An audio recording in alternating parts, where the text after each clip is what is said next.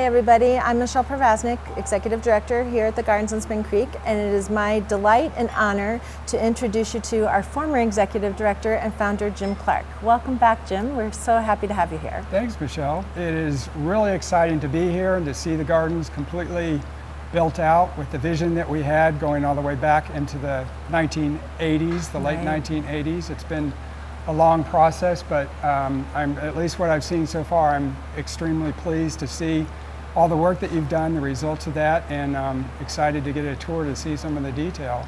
So Jim, I'm so excited to give you a tour of all the great things we've done so far and all the changes that we've made, also some of the original parts of the master plan, and we can't wait to give you a tour. That's exciting. Let's do it. All right. So you may or may not remember this, but this is the existing part of the building. Yeah, this was an entrance into the greenhouse. It was, before. absolutely. Yeah. And so now we've converted all of this into office space, as well as a staff break room, a small conference room, staff lockers, things to just support the staff that need to be here. So. Great. Your staff is obviously much larger now. Yeah, just a little bit. Yeah, we're up to about 25 so far, other than what, 3 or 4? So yeah, it's grown quite a bit. That's fantastic. Well, you've done a great job of imagining and building the space. It looks very functional and well designed. Yeah, we're super excited to move in.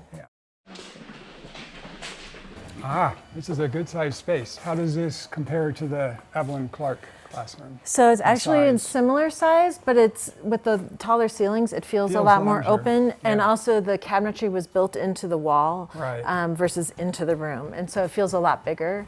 We also added a storage closet for tables and chairs, which is going to be hugely helpful. The other part that's really fun about this is we added a divider into this space, primarily so we could have the bridal party separated, bridesmaids on one side and groomsmen on the other, because we do a lot of weddings. That's thinking ahead. Yeah. Or you've learned from. Yeah. Yes, exactly. And a beautiful view. Isn't it fantastic? Yeah. Looking out on the new amphitheater and the great lawn. Yeah. That'll be a really nice space. It will be. So yeah, right outside this conference room is going to be our new north patio. And so expanded patio space, but also our Garden Friends pathway. We had a lot of supporters buy bricks for that pathway, and it's going to lead you right outside into the gardens. Nice. Yeah, it's going to be beautiful. So now you're entering our new lobby area. Is much bigger space, as you can tell. Big open windows, really inviting. We added several new elements here. First, we have a much larger guest services desk. That's incredible. Yeah, I know, right? It'll have 4 people that can be in here at any given time, so that's super exciting. With our new change in membership and admission structure, we're going to need that support. And then behind us is the new gift shop space. And so we'll be able to close it off, but also have a much larger expanded gift shop, because we actually, a lot of people love the gardening things we offer in that shop. Now I'm so excited to show you our glass house conservatory that we're going to be operating as a North American butterfly house in partnership with the Butterfly Pavilion in Westminster. So it's going to have all sorts of tropical plants in here, and up to 300 butterflies flying around at the same time. So in the room back there, that's called the chrysalis room, and there'll be a chrysalis chamber in there that the butterflies will come in their chrysalid form and pupate there, and then they'll be released into the butterfly house once they're ready. And it's through a partnership you have? You guys do the horticulture? And who does the butterfly part? The Butterfly Pavilion in Westminster, they're our partner in this project. And so all things butterflies they will take care of, and our staff will handle all the horticulture. So a couple other elements I want to point out in here is back on this wall in front of us is going to be our living wall. So we're excited to be able to show living walls here in Northern Colorado. And then behind us is a new piece of art that's being installed as part of our Arts and Public Places program. And the artist is Joe McGreen. He's a local artist and landscape architect, and represents butterflies. And in the middle of each of the 3 columns will be colored plexiglass to look like flowers. It's going to be beautiful. So it'll be like a stained glass sort of thing, especially with morning light. Exactly. So morning light coming in, and then also when western light goes out, it'll make the piece glow. That'll be really nice. We're really excited about it.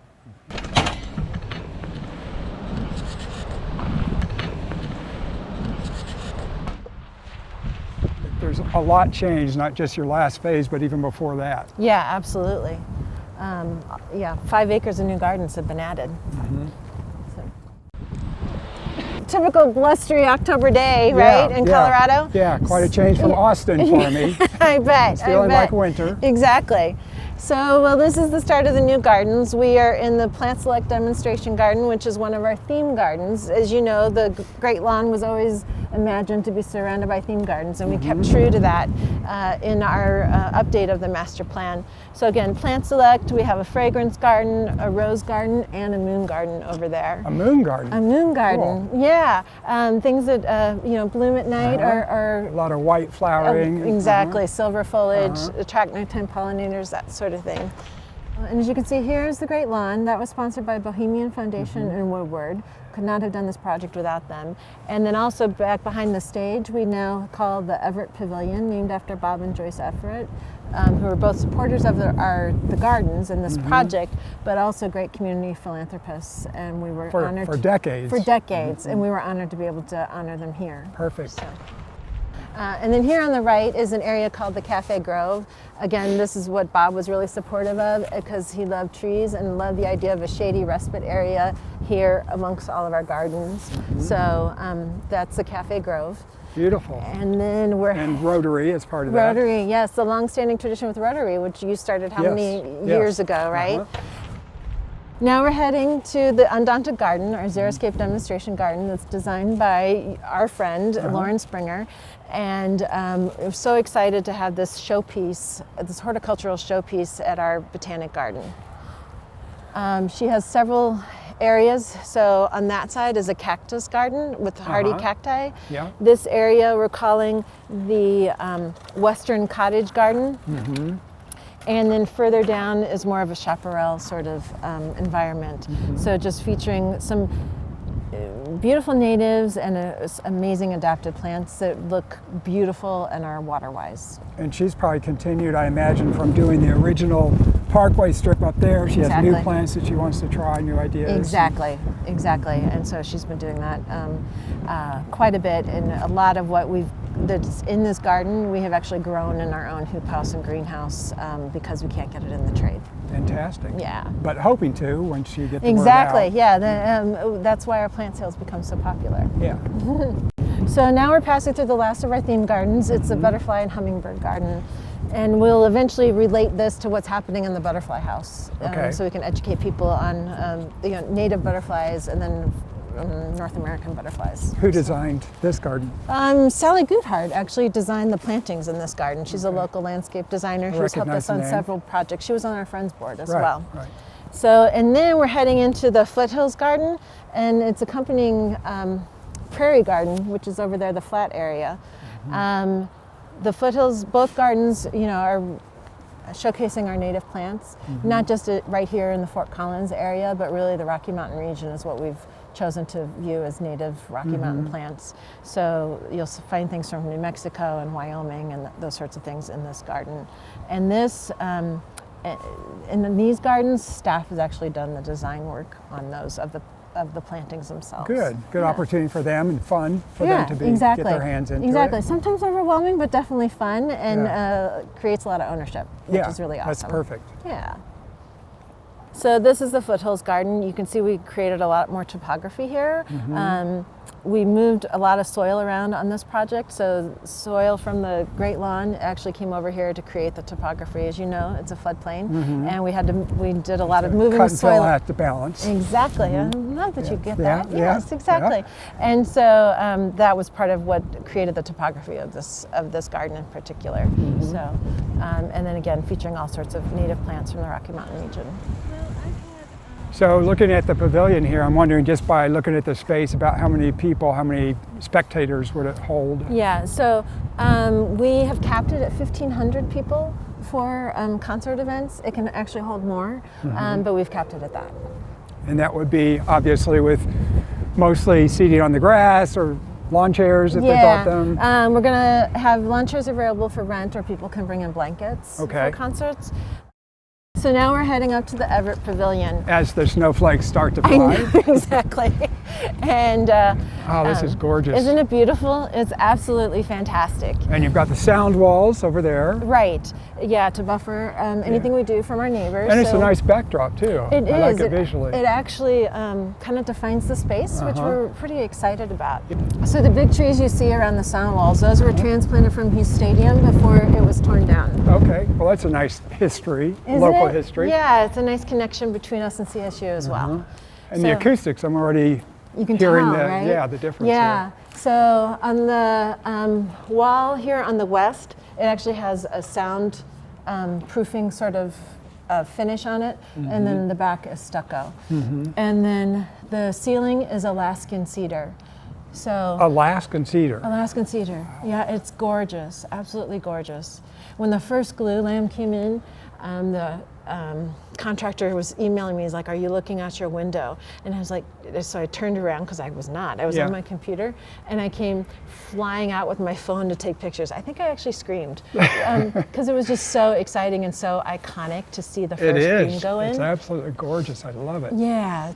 So Michelle, as we were talking about earlier, when I was working on this, starting in '87 all the way through 2004, through all those trials and tribulations, with all that work that we were doing before, the focus was always on the future because there was always something that needed to be done, whether it was raising funds or whether it was, once we got it built, hiring the staff, looking for the land, just on and on. So the mindset was always, if not the future, at least the present. So this, to tell you the truth, this is the first time that I have really had a chance for it to all soak in, what it looks like, what had been imagined all along, and just to, I don't know, I'm just kind of overwhelmed with how impressive this whole thing was as a community vision, just the idea of planting something that's just a vision in some 32-year-old guy's head and then becomes a community vision, and then you and your staff for the last 12 years have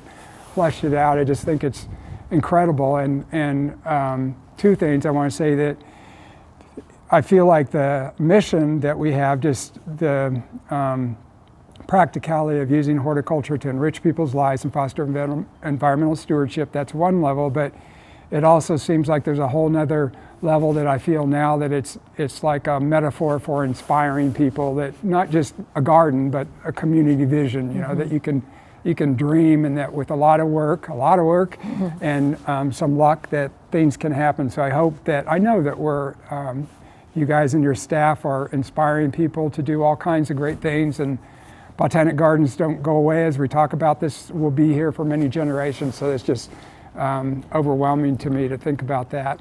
So I want to again thank you and personally and your staff for the last 12 years and all the work that you've done. And I want to say to the people in the audience, I regret that I'm not able to attend the event, but I greatly appreciate each and every one of you that has been a supporter in the past, and know that I am thankful for all that you've done and will continue to do to make this dream not just now a reality, but to flesh it out and to program it and use the space. We wouldn't be here without your original thought and idea and that fateful trip up to Cheyenne and all the work that I know you put in as well. It's been a labor of love for both of us, and thank you.